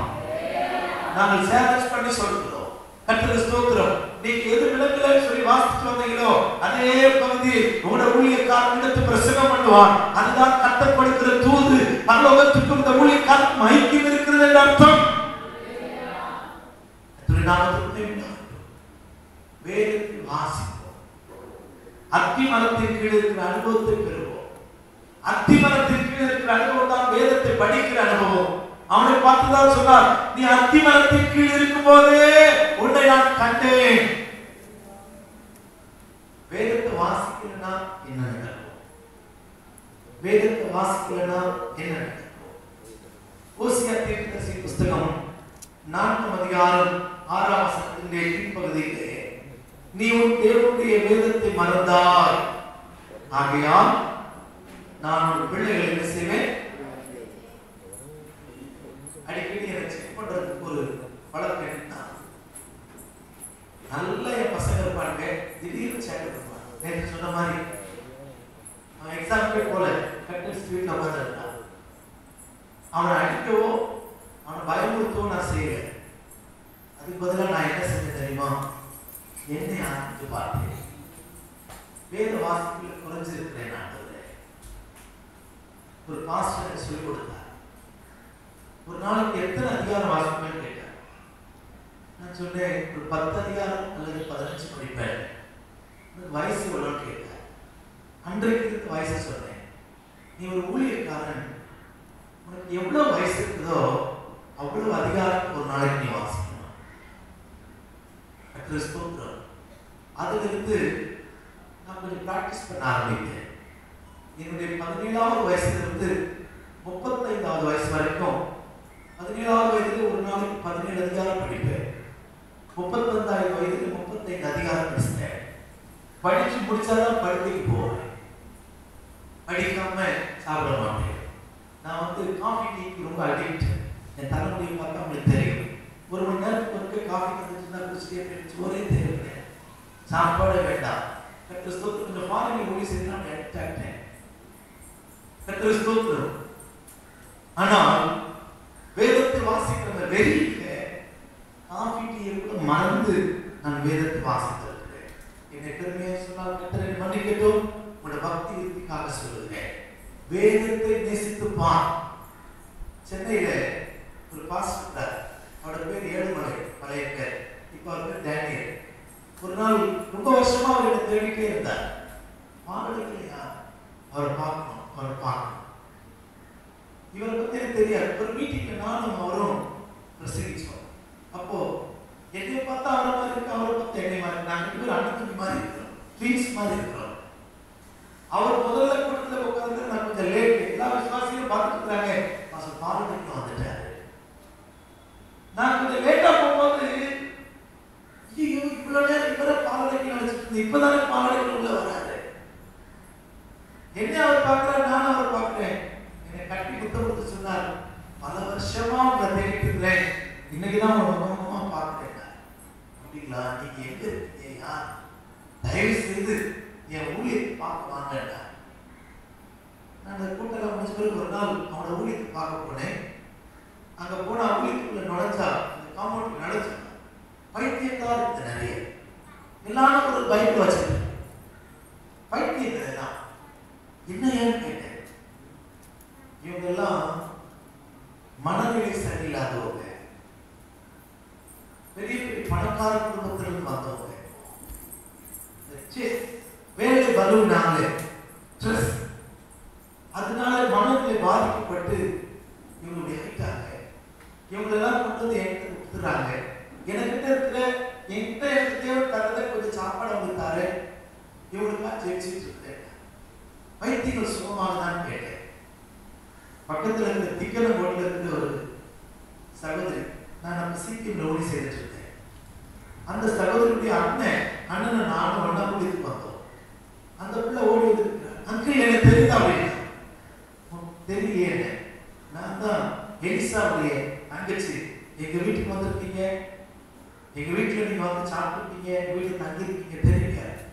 நீயே இங்க வந்தேன்னு கேட்க 3 மாசமா இருவெளியூர்ல சிபி ஹெட்குவார்டர்ல என்னை கட்டி போட்டு வச்சிருந்தாங்க. ஒரு விடுதலையும் கிடைக்கல. இவரை குறித்து கேள்விப்பட்டு இங்க வந்த உடனே கட்டெல்லாம் விட்டுட்டாரு. பைபிளை கொடுத்து பைபிளை படி சொன்னாரு. பைபிள் படிச்சுட்டே இருக்கிறேன். அப்படின்னா அவர் சொல்ற வைத்தியம் என்ன தெரியுமா? காலையில 6 மணிலிருந்து 8 மணி வரையும் ஒரு ஜெபம் நடத்துறார். அவங்க ஜெபிக்கிறாங்க. மீதி நேரமெல்லாம் எல்லாரும் ஒரு புதிய பாட்டை கொடுத்து பைபிளை படிச்சுட்டே சொல்றார். பைபிளை படிக்க படிக்க படிக்க பைத்தியம் தெளிவடைகிறது. ஒரு அழிவு சொல்லுங்களேன். நான் உங்களுக்கு சொல்றேன், பைபிள் படிச்சா நீங்க நானும் பைத்தியக்கார மாட்டோம், ஞானிகளாக மாறலாம். ஹல்லேலூயா. ஓசியாவிலே மீண்டும் சொல்லுகிறார் 8:12, என் வேதத்தின் மகத்துவங்களை நான் அவர்களுக்கு எழுதி கொடுத்தேன். அவர்கள் அதை என்ன செய்தார்களா? அந்நிய காரியமா எழுதுகிறார்களா? வேதத்தின் மகத்துவங்களை கொடுத்தா அந்நிய காரியமா நினைக்கிறார்கள். இந்த கருமையானவர்கள் வேதத்தை நேசித்துப்பா, வேதத்தை வாசித்துப்பா. கர்த்தர் பரலோகத்தில் இருக்கிற கர்த்தர் உன்னை கண்டு உன்னிலே தம்முடைய வல்லமையை உள்ளகப்படுத்துவா. ஹல்லேலூயா. நம்பர் 2, தேவன் யாரை காண்பார்? தேவன் யாரை காண்பார்? John the Gospel chapter 6 verse 5. 6ஆம் அதிகாரம் யோவான் சுவிசேஷம் 5ஆம் வசனம். கண்களை ஏறெடுத்து திரளான ஜனங்கள் தம்மிடத்தில் வருகிறதை கண்டு பிலிப்புவை நோக்கி, இவர்கள் சாப்பிடத்தக்கதாக அப்பங்களை எங்கே கொள்ளலாம் என்று கேட்டார். Second, Jesus saw the hungry multitude. Jesus saw the hungry multitude. First point, Jesus saw the devoted worshipper. ஒரு தெய்வீகம் நிறைந்த ஒரு ஆராதனைக்காரனை இயேசு சந்தித்தார். இரண்டாவது, பசியாயிருக்கிற ஜனத்தை இயேசு கண்டார். திரளான ஜனங்கள் தம்மிடத்தில் வருகிறதை கண்டு ஒரு கூட்ட ஜனங்கள் அப்படியே அம்சி பஸ் ஸ்டாண்ட்ல அப்படியே நடந்து வராங்க. இங்க இயேசு இருக்கிறார். அவங்க தூரத்துல வரத பார்த்த உடனே சீஷரை கூப்பிட்டு கேட்கிறார், இவர்கள் எல்லாம் சாப்பிடுறதுக்கு ஆகாரத்தை எங்க போய் வாங்கலாம்? பிலிப்பு சொன்னா 200 பணத்துக்கு. இந்த 200 பணத்துக்கு ஒரு வேதத்துல அர்த்தம் உண்டு. ஒரு 300 பணம் வச்சிருந்தா எவ்வளவு? 300 வெள்ளிக்காசு ஒரு யூதனுடைய வீட்டுல இருந்தா அவன் வறுமை கோட்டுக்கு கீழானவன் இல்ல, பணக்கார பட்டியல வந்துடுவான். அவன் யாரு? லட்சாதிபதி. முந்திலாம் சொல்லுவாங்க அவங்க என்னப்பா லட்சாதிபதி.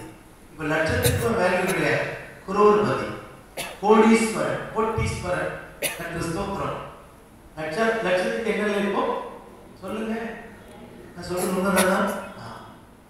குரோர்பதி, கோட்டீஸ்வரராக மாறிட்டார். கர்த்தர் ஸ்தோத்திரம். 12வது முடிச்சிட்டு ஒரு 4 வருஷம் இன்ஃபர்மேஷன் டெக்னாலஜி படிச்சுட்டு 12 வயசு 12வது படிக்கும்போது அந்த பையனுக்கு எவ்வளவு வயசு இருக்கும்? 17 வயசு பிளஸ் ஒரு 4 21 வயசு ஆன உடனே 60,000 ரூபாய் சம்பளம் வாங்கினா அவன் எண்ணி பார்க்க கூட தெரியல. ஸ்தோத்திரம். நான் ஜான்சன் அண்ட் ஜான்சன் வேலைக்கு போனேன். எனக்கு சம்பளம் எவ்வளவுன்னா 135 ரூபா ஒரு மாசத்துக்கு. நான் இன்ஜினியரிங் முடிச்சுட்டு நான் வேலைக்கு போனேன். 135 ரூபா தான் எனக்கு அன்னைக்கு ஸ்டார்டிங்ல 84 வருஷத்துல 84. ஆனா இப்ப இன்ஜினியரிங் முடிச்சுக்கிறேன் 60,000 ரூபாய்க்கு அப்பாயின்மெண்ட் ஆகல. என்ன பண்ணனே தெரியல. அதனால இப்ப லட்சத்துக்கு என்ன இல்லை, 2 மாசத்துல அவன் லட்சத்தை பார்த்துடலாம். லட்சத்துக்கு வேல்யூ இல்லை. யூதருடைய காலத்துல ஒரு மனுஷன் வீட்டுல 300 பணம் இருந்தா அவன் லட்சாதிபதி. அதுக்கு மேல இருந்தா அவன் கோடீஸ்வரன். அதனாலதான் யூதாஸ் வருத்தத்தோடு சொன்னான், இந்த தைலத்தை விற்று 300 பணத்துக்கு வைக்கலாமே. எவ்வளவு பணத்துக்கு வைக்கலாமா? அப்ப லட்சங்களுக்கு சமம். அதுதான் கொஞ்சம் குறைச்சு சொல்றான். 200 பணத்துக்கு வாங்கினாலும் இவங்களுக்கு எவ்வளவுதான் சாப்பிட முடியும்? கொஞ்சம் கொஞ்சம் தான் சாப்பிட முடியும். கொஞ்சம் கொஞ்சம் தான் சாப்பிட முடியும். சரி போகட்டும். ஏன் ஆண்டவர் பிலிப்பிடத்தில் கேட்கிறார்? இந்த ஜனங்களுக்கு ஆகாரத்தை கேட்கிறார். ஜனங்க எப்படி வராங்க? அப்போ அவங்க எப்படி வராங்க? பசியோட வராங்க. இரண்டாவது, இயேசு யாரை பார்ப்பார், யாரை காண்பார் அப்படின்னா, யாருக்கெல்லாம் ஆராதனைக்கு வரும்போது ஆத்ம தாகத்தோடு, ஆத்ம பசியோடு, ஆவிக்குரிய பசியோடு வீட்டிலிருந்து புறப்பட்டு வராங்களோ அவங்களெல்லாம் நீங்க தூரத்தில் வரும்போதே, உங்க வீட்டிலிருந்து புறப்பட்டு வரும்போதே கர்த்தர் உங்களை என்னை காப்பார். ரலிலியா சொல்லுங்களேன். சிலருக்கு ஞாயிற்றுக்கிழமையா பாம்பேல போய் செய்து கொஞ்ச நாள், ஞாயிற்றுக்கிழமை வாலிப பசங்களுக்குலாம் மாஸ்டர் ஒரு பையன் பிரசங்கம் பண்ண எழுதும் போது எனக்கு டேபிள்ல தண்ணி கொண்டாந்து வைப்பான். டேபிள்ல வச்சுட்டு சொல்லுவான், மாஸ்டர் சீக்கிரம் முடிச்சிருக்கேன். அவன் தண்ணி கொண்டு எனக்கு தாக்கும், நான் டேபிள்ல தண்ணி வைக்க மாட்டேன், குடிக்க மாட்டேன் பிரசங்கத்துல. அவன் தண்ணி கொண்டு வைக்கிறது எதுக்கு தெரியுமா? சீக்கிரம் முடிச்சிருக்கு பாஸ்டர். அது எனக்கு மட்டும்தான் கேட்கும். சீக்கிரம் முடிச்சிருக்கு பாஸ்டர். ஏன்னா சீக்கிரம் முடிச்சிருக்கேன். பசி, வசனத்தை கேட்கிறது பசி இல்லை. ஆனால் என்னுடைய விசுவாசிகள் ஒவ்வொரு ஞாயிற்றுக்கிழமையும் 600 ரூபாய் செலவழித்து, 600 ரூபீஸ் செலவழித்து ஆராதனை பாருங்க.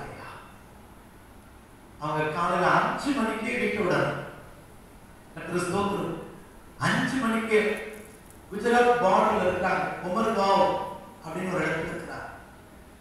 அங்க புறப்பட்டு ஒரு ட்ரெயின்ல வந்து வெஸ்டர்ன் லைன்ல வந்து, அது பிறகு சென்ட்ரல் லைன் மாறி இன்னொரு ட்ரெயின் எடுத்து, அதுக்கப்புறம் ஒரு ஆட்டோ எடுத்து சர்ச்சுக்கு வருவாங்க. நான் சொல்லுவேன், இவ்வளோ பிரயாசப்பட்டு வரீங்களே, அங்கேயே வேற எங்கேயாவது சபைக்கு போகலாமே. அவங்க சொல்லுவாங்க, நாங்க நிறைய இடத்துக்கு போய் பார்த்தோம், எங்களோட ஆத்மாவுக்கு திருப்தி இல்லை. எங்களுக்கு பணம் போனாலும் பரவாயில்ல, கர்த்தர் எங்களை நாட்டின் இடத்துக்கு வருகிறோம். ஒரு பிரசங்கம் கேட்டு போனாலும் அது எங்க இதயத்தை திருப்தியாக்குகிறது, ஆத்மாவை கொடுக்கப்படுகிறது. நீ ஆத்ம பசியோட வந்தா, நீ ஆராதனைக்கு வரும்போதே பசியோட வந்தா, ஐயோ என் மகன் என் மகள் என்னை ஆராதிக்கிறேன் என்கிற ஆசையோடு, என்னை துதிக்கிறேன் என்கிற பசியோடு, வசனத்தை கேட்க வேண்டும் என்கிற பசியோடு வீட்டில இருந்து ஆராதனைக்கு புறப்படும் போதே கர்த்தருக்கு தேவையான ஆகாரத்தை அவர் ஆயத்தம் பண்ணி வச்சிருவாரு. அதனால சங்கீதத்தில் படிக்கிறோம், பசி உள்ளவனுக்கு அவர் என்ன செய்கிறாரா? ஆகாரம் கொடுக்கிறார். 146 சங்கீதம், Psalm 46 verse 7, 7ஆம் வசனம். ஒடுக்கப்படுகிறவர்களுக்கு நியாயம் செய்கிறார், பசியா இருக்கிறவர்களுக்கு என்ன கொடுக்கிறாரா? நமக்கு எழுத்துக்குரிய பசி இல்ல, ஆத்மீக பசி, ஆவிக்குரிய பசி நமக்கு வேணும். எத்தனை பேருக்கு அந்த பசி இருக்கு? பசி இருக்கிறவங்க வழியே சொல்லுங்க. இந்த சின்ன குழந்தைகள் பாருங்க, சின்ன பேபிஸ், அந்த பிள்ளைகளுக்கு பசி வந்துட்டா போதும், அந்த அம்மா அந்த பாலை சூடா இருக்கு சொல்லி சீனி கூட கரையாது, அந்த பையன் பண்ற அழுகையும் சேட்டையை பார்க்க அப்படியே கொஞ்சம் சூடா இருக்குப்பா அப்படி உனக்கு தான் சூடா இருக்கு பேச தெரியாது. இந்த குழந்தை அதில் நான் ரசிப்பேன் ரொம்ப. அது அப்படியே விழுந்து அழுது அந்த வாயை வச்சு 2 நிமிஷத்துக்குள்ள அந்த பாட்டு என்ன ஆயிடும். இன்னும் சில குழந்தை இருக்கு, அந்த அம்மா இறக்கப்பட்டு பாலெல்லாம் ஆற்றி ஃபீடிங் பாட்டில் ஊற்றி வாயை வச்சு பூந்து போயிருது. இந்த குழந்தைக்கு என்ன இருக்கும் பார்த்துருக்கீங்களா? நான் சொல்ற சத்தியம் தானா? நானும் 2 பேரை வளர்த்துருக்கிறேன். பசி உள்ளவனுக்கு ஏன் இந்த குழந்தைக்கு பசி இல்லைன்னா, ஏற்கனவே உள்ள சாப்பிட்டது என்ன இல்லை, செமிக்க ஜீரணமா அன்டைஜெஷன். அது உள்ள அன்டைஜெஷனா இருக்கனால அந்த பிள்ளைக்கு புளிச்சேர்ப்படுது, அது பாலை கக்குது. நம்ம ஜீவியத்துல வசனத்தின் மேல் பசி இல்லாத காரணம் என்ன? வயிற்றுக்குள்ள ஏதோ தேவையில்லாததான் உள்ள இருக்கு. என்ன செய்யணும்?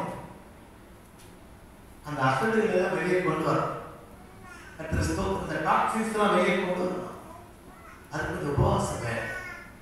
1 Peter 2ஆம் அதிகாரத்திலே கர்த்தர் தயவுள்ளவர் என்பதை ருசித்ததுண்டானால் அப்படி சொல்லிட்டு 3ஆம் வசனத்திலே நீங்கள் புதிதாய் பிறந்த குழந்தைகளைப் போல திருவசனமாகி கலக்கமில்லாத ஆத்துமாவின் மேல் நீங்க ருசித்திருக்கீங்களா? கர்த்தரை ருசித்ததுண்டா? ஏன் நீங்க ருசிக்க முடியும்னா செகண்ட் வெர்ஸ்ல அவங்களுக்குள்ள இருக்க அன்டைஜஸ்ட் திங்ஸ் எல்லாம் சொல்றாரு. வாசிக்கலாம். இரண்டாம் வசனம். சகல துர்க்குணத்தையும் துர்க்குணம், சகலவித கபடத்தையும் கபடம், வஞ்சகம், பொறாமை, சகலவித புறங்கூறுதலையும் இதெல்லாம் வயிறு நிறைஞ்சிருக்கு. அதனாலதான் எத்தனை பிரசிக்காக வந்து பேசினாலும் பிரசங்கம் உள்ள போக மாட்டேன். சாப்பாடு என்ன செய்ய மாட்டேங்குது? ஏன் பிரசங்கம் நம்மளால மார்க் போடுறவங்களாயிட்டு கட்டுற ஸ்தோத்திரம். எனக்கு அருமையானவர்களே, ஒரு பசியோடு வருவோம், தாகத்தோடு வருவோம். கட்டுற ஸ்தோத்திரம் 107 சங்கீதம் 8 வசனத்திலே 107 சங்கீதம் 8 வசனம். திருப்தி தகுந்தமுள்ள ஆத்மாவை கர்த்தர் திருப்தியாக்கி பசியுள்ள ஆத்மாவை நன்மையினால் திருப்தியாக்கி. ஆராதனைக்கு வரும்போதே ஒரு தவணத்தோடு ஒரு பசியோடு. அதனால்தான் ஒரு பெயர் வைத்தேன், Jesus not hungry multitude. He is not hungry for people. அதனால்தான் இயேசு சொன்னார், நீரின் மேல் பசிதாக உள்ளவன். உங்களுக்கு எனக்கும் அந்த பசி இருக்கா? ஆவிக்குரிய பசி இருந்தா ஜெபிக்கலையே, ஐயோ ஜெப நேரமாயிட்டே ஜெபிக்கலையே, அந்த தவிப்பு இருந்தாலே கர்த்தர் பரலோகத்திலிருந்து உன்னை என்னை பார்ப்பார். ஆராதனைக்கு நேரமாயிட்டே அந்த தவிப்பு இருந்தால் கர்த்தர் பரலோகத்திலிருந்து பார்ப்பார். சரி, பாட்டெல்லாம் முடியட்டும், நம்ம சங்கீத பகுதிக்கு போவோம். எல்லாரும் எழுதிக்கும்போது நாம இந்த சில கூட்டத்தோட கூட்டமா சேர்ந்துடலாம். நீ பசி இல்லாதவன், உனக்கு ஆராதனை இன்பமா இருக்கா? ஆராதனை இன்பமா இருக்கா? வந்த உடனே என்ன வந்துன்னா, போதும் பாஸ்டர், போதும் பாஸ்டர், போதும் பாஸ்டர்னு போதும் போதும் சொல்ற கூட்டத்தில் சேர்ந்துருவீங்க. உனக்கு எனக்கு ஒரு ஆவிக்குரிய பசி தேவை. We need a spiritual hunger. We need a spiritual thirst. We need a spiritual hunger. Dear brother, dear sister, if you have a spiritual hunger, our God is definitely see you and fulfill your thirst. அவருடைய பரலோகத்திலிருந்து பார்த்து உன்னுடைய தேவைகளை எல்லாவற்றையும் பூர்த்தி செய்ய வல்லவராக இருக்கிறார். பசி ஆவிக்குரிய பசி, போகக்கூடிய வாஞ்சை. கர்த்தருக்கு ஸ்தோத்திரம். ஒரு காலத்துல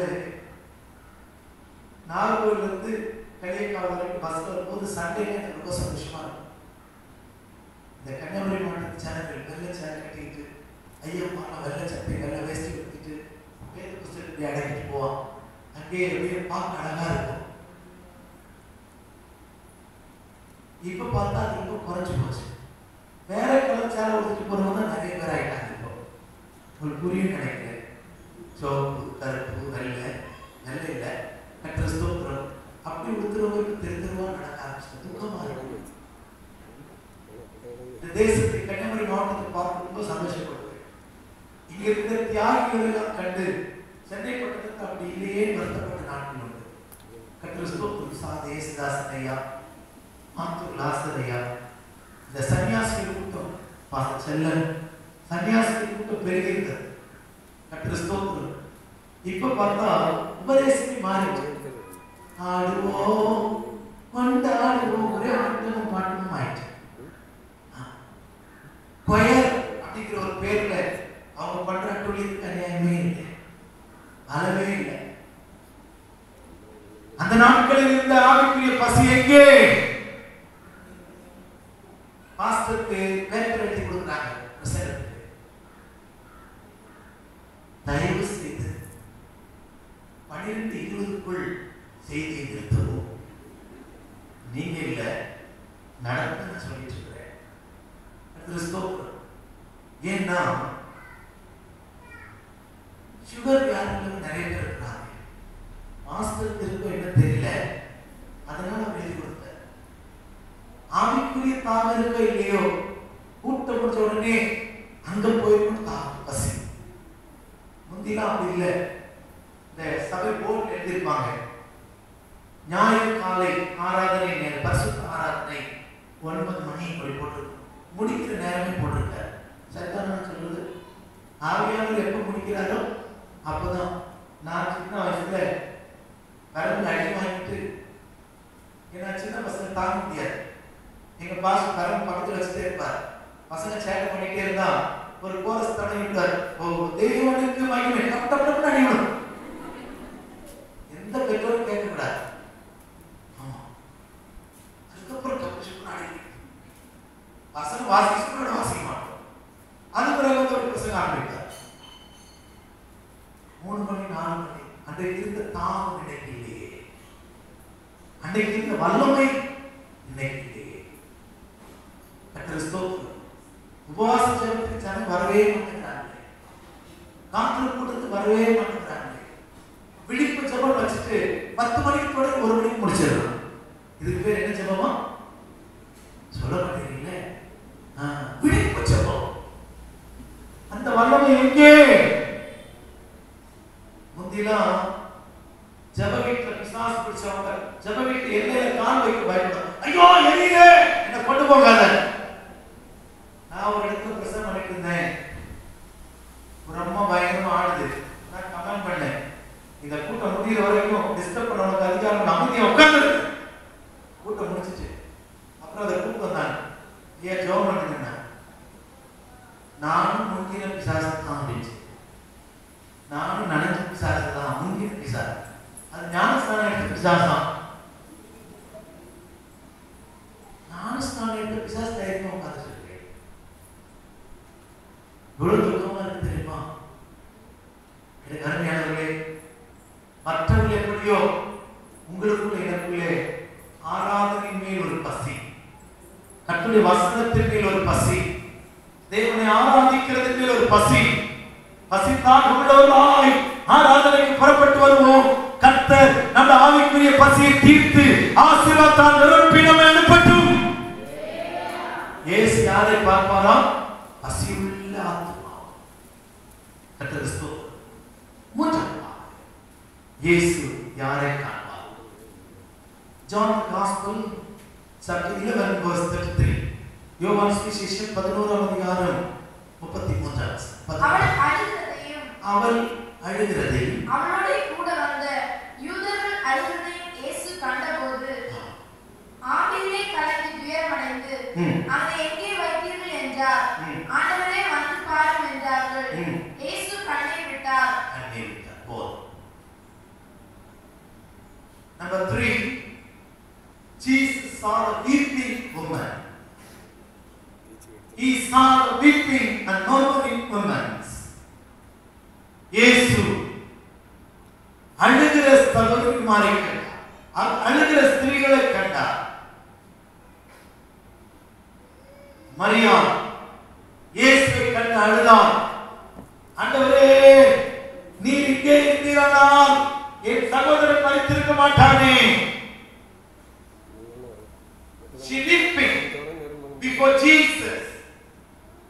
இயேசு முன்பாக அழுதார். மூன்றாவது குறிப்பிலே நான் சொல்ல வருகிறது, கண்ணீரை காண்கிற தேவன் நம்முடைய தேவன். யாரெல்லாம் அழுது ஜெபிக்கிறார்களோ, யாரெல்லாம் அழுது ஜெபிக்கிறார்களோ, யாரெல்லாம் தேவ சமூகத்தில் கண்ணீர் விடுகிறார்களோ, அவர்கள் நிமித்தம் கர்த்தர் ஆவியிலே பேரப்படுவார். ஸ்தோத்திரம். எனக்கு ஹாங்காங்ல ஊழியர் செய்யறதுக்கு ஒரு அழைப்பு வந்துச்சு. அந்த ஊழியத்துக்கு போனேன். 2 நாள் பிரசங்கம் பண்ணேன். அங்க பாஸ்டரா போறதுக்கு, அந்த சபை நடத்துறதுக்கு எனக்கு ஒரு அழைப்பு வந்தது. சீக்கிரத்தில் ப்ரீச்சிங் விசா கிடைக்காது, மற்ற எல்லா விசா கிடைக்கும், ப்ரீச்சிங் விசா கிடைக்க கஷ்டம். ப்ரீச்சிங் விசாவில் நான் ஹாங்காங் போனேன். கொஞ்சம் சீன மக்களும் கொஞ்சம் தமிழ் ஜனமும் அங்கே இருந்தா. ஒரு பாசிட்டிவ் பிரேயர் கண்டக்ட் பண்ணேன். நான் அழுது ஜெபம் பண்ணிட்டு இருந்தேன். ஒரு சைனீஸ் ஒருத்தர் வந்து கூட்டம் முடிச்ச உடனே என்னை கூப்பிட்டு போய் கேட்டா, pastor I saw you always you are crying like a girl. உங்களை நான் பார்த்துட்டே இருக்கிறேன், நீங்க பொம்பளை மாதிரி அழுதுட்டே இருக்கீங்களே, why? நான் சொன்னேன், how many times you read the Bible? I don't know Bible, but it is very sorry to me you are weeping. எனக்கு ரொம்ப துக்கமா இருக்கு நீ அழுது. நான் சொன்னேன், அவன் போய் ஒரு தமிழ்காரத்தை சொல்றான். தமிழ்காரன் சொல்றான், இந்தியாவுக்கு வர பாஸ்டர் இப்படிதான் அழுவாங்க. இந்தியாவுக்கு வர பாஸ்டர் மாதிரி என்ன செய்வாங்கன்னா, ஆண்டவர் எனக்கு கிருபையா நல்லா வச்சிருக்கிறார், எனக்கு எந்த தேவையும் இல்லை, கர்த்தருக்கு ஸ்தோத்திரம். நான் பணம் சம்பாதிக்கிறதுக்காக போல, நான் இந்த ஸ்நாபனம் என்னை அங்கே ஊழியர் செய்து காட்டினா அந்த ஜனங்களுக்கு அழுது ஜெபம் பண்ணா பிடிக்கல. அழுது ஜெபிக்கிறது என்னால பிடிக்கல. ஏன் அழுறீங்க? இயேசுநாதர் கல்வாரியில் எல்லாத்தையும் பிடிச்சிட்டார். நம்ம அழ வேண்டியதே இல்லை, ஜெபிக்க வேண்டியதே இல்லை, ஜெபமே பண்ண வேண்டாம், அழவே வேண்டாம். நான் சொன்னேன், இதே இயேசுதான் சொன்னார், உனக்காகவும் எனக்காக அழ வேண்டாம், உங்களுக்காகவும் உங்கள் பிள்ளைகளுக்காகவும். இந்த இயேசுதான் சொன்னார், இதையே நீ மறந்துட்ட. அவன் அதுக்கு சொல்றான், அது இயேசு சிலுவையில் தொங்குவதற்கு முன்பாக. இயேசு சிலுவையில் தொங்கிட்டாருன்னா அழவே கூடாது. இன்னைக்கு அநேகர் அதனால சிரிக்கிற ஆவி வந்துச்சு. அழுதுக்கு பதில் என்ன ஆவி வந்துட்டு? லாஃபிங் ஸ்பிரிட். சென்னையில் ஒரு சர்ச்சில் பிரசவம் கூப்பிட்டாங்க. போனா ஒரு அம்மா நல்லாதான் வந்துச்சு கூட்டத்துக்கு. திடீர்னு தலையெல்லாம் வச்சு போட்டு என்னன்னே தெரியலையப்பா. மாஸ்டர் கூப்பிட்டு என்ன கேட்டேன், அவரை பார்த்தா நான் தெரியாத தப்பான இடத்துக்கு வந்துட்டேனோ என்ன கேட்டேன். You are rejoicing in the spirit. நாங்கள் ஆவியிலே களி கூறுகிறோம். நீ ஆவியில களி கூறுறத ஏன் பேய் பிடிச்ச மாதிரி இருக்கிற? இவர் ஆவியில களி கூறுறாக்கா ஆவியின் பிரகாசம் இருக்க வேண்டாமா? பேய் பிடிச்சது போல இருக்கு, ஏதோ மென்டல் ஹாஸ்பிட்டல் வந்த மாதிரி இருக்கு. ஸ்தோத்திரம். சபை சபையாக இருக்கட்டும். எரேமியா தீர்க்கதரிசி புஸ்தகம், எரேமியா தீர்க்கதரிசி புஸ்தகம் 31ஆம் அதிகாரம் 9 31:9. சீக்கிரமா எப்படி வருவாங்களா? அழுகையோடு விண்ணப்பத்தோடு வரணுமா சபை? கர்த்தர் அதை எதிர்பார்க்கிறார். நம்ம ஆண்டவர் பார்த்தீங்கன்னா நம்முடைய கண்ணீர் எல்லாம் கணக்கில் வச்சுட்டு இருக்கார். நம்முடைய கண்ணீர் எல்லாம் கணக்கில் வைத்திருக்கிறார். என் கண்ணீர் என்னுடைய துருத்திலே வையும், அவை என்னுடைய கணக்கில் அல்லவோ இருக்கிறது. கர்த்தர் நம்ம எல்லாருக்கும் தெரியும், எசேக்கியா ராஜா நல்ல மனுஷன். ஆண்டவர் சொன்னார், வீட்டுக்காரருக்கு சரிப்படுத்து, நீ சாக போகிறாய். அவன் சுவர்புறமாய் திருப்பி அழுதான். சுவர்புறமாய் திருப்பி அழுதான். ஆண்டவர் சொன்னார், உன் கண்ணீரை கண்டேன், உன் விண்ணப்பத்தை ஃபர்ஸ்ட் எதை பார்த்தாரா? இந்த ஏசாயா தீர்க்கதரிசனம் சொல்லிட்டு காம்பவுண்ட் வாசலுக்குள்ள கூட போல மீண்டும் ஆண்டவர் கூப்பிடுறார், நீ போய் சொல்லு, 15 வருஷத்தை நான் அவனுக்கு கூட்டி கொடுத்திருக்கிறேன். எனக்கு தைரியம் என்னன்னா, நம்முடைய கண்ணீர் our tears is very precious in the sight of the Lord. நம்முடைய கண்ணீர் தேவனுடைய பார்வையில மிகவும் விலையேறப்பட்டது. எத்தனை பேர் ஆமென் சொல்ல போறீங்க? நம்முடைய கண்ணீர் மிகவும் விலையேறப்பட்டது. நம்முடைய கண்ணீர், மரியாவின் கண்ணீர் இயேசுநாதனுடைய இருதயத்தை கலங்க பண்ணினது. அவள் அழுகிறதையும் அவளோடு கூட இருக்கிற யூத ஸ்திரீகள் அழுகிறதையும் கண்டு ஆவியில் என்ன செய்தாரா? கலங்கினார். கலங்கினது மட்டுமல்ல, இயேசுநாதர் என்ன செய்தார்? அழுதார், கண்ணீர் விட்டார். ஜீசஸ் வெப்ட், அழுதார். எசேக்கியாவுடைய காரியத்தில் நியாயத்தீர்ப்பையே கர்த்தர் மாற்றி வச்சார். ஏன்னா தேவனுடைய இதயத்தை கலங்கப்படுகிற கரையப்படுகிற ஒரு வல்லமை யாருக்குன்னா உங்களுக்கு எனக்கு இருக்கு. அது எதனாலன்னா நம்முடைய கண்ணீரால மாத்திரம். எத்தனை பேர் ஆமென் சொல்ல போறீங்க? நம்முடைய கண்ணீர் இயேசுடைய இதயத்தை என்ன செய்யும்? பேச மாட்டேங்கிறீங்களே? ஐமைக்கா நம்ம கவலைப்படாதீங்க. நம்முடைய கண்ணீர் இயேசுவின் இதயத்தை என்ன செய்யும்? மாற்றும். இயேசுவின் நியாயத்தீர்ப்பை மாற்றும். கர்த்தருடைய நாமத்துக்கு மகிமை. ஏன்னா கண்ணீரோட கண்ணீர் விடுகிறவர்களை இயேசு பார்க்கிறார். முதல்ல வேதத்தை நேசிக்கிறவர்களை வாசிக்கிறவர்களை இயேசு பார்க்கிறார். இரண்டாவது ஆத்தும பசியுள்ளவர்களை கண்டு பார்க்கிறார். மூன்றாவது அழுகையோடு வருகிறவர்களை கண்ணீர் சிந்தி ஜெபிக்கிறவர்களை இயேசு கண்டார். அவர் தம்மை பற்றி உத்தம இதயத்தோடு இருக்கிறவர்களுக்கு தம்முடைய வல்லமை என்ன செய்கிறாராம்? அவர் தம்முடைய வல்லமை அவர்களுக்கு வெளிப்படுத்துகிறார். கர்த்தருக்கு ஸ்தோத்திரம். வேதத்தை வாசித்தவனுக்கு அவருடைய கல்யாணத்தில் அற்புதம் செய்தார். பசியோடு வந்த ஜனத்திற்கு திருப்தியாக்கி அனுப்பினார். கண்ணீரோடு நின்ற ஸ்திரீகளுக்கு மரித்த லாசருவை உயிரோடு எழுப்பி கொடுத்தார். நீங்கள் நான் இயேசு காண்கிற ஒரு ஜீவியை செய்வோம்.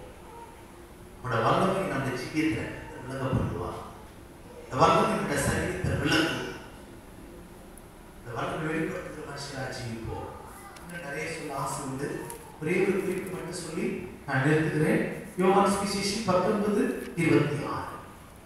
Chapter 19 verse 26. தாயையும் அருகே நின்று தமக்கு அன்பான சீஷனையும் கண்டு நம்முடைய தாயையும் அருகே நின்ற எது அருகே? முந்தின வசனம்.